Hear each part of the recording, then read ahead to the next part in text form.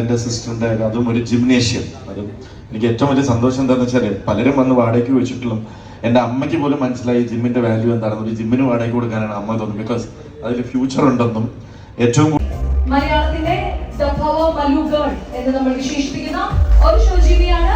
ഇത് കഴിഞ്ഞാൽ ഉടൻ തന്നെ ഓഷോയുടെ ഒരു ബോഡി ഷോ നമുക്ക് വേണ്ടി ഇവിടെ പ്രൊക്ലൈംഡ് ആയിട്ട് ചെയ്യുന്നതായിരിക്കും. Thank you so much Osho. ഇനി അടുത്തതായിട്ട് നമുക്ക് വേണ്ടി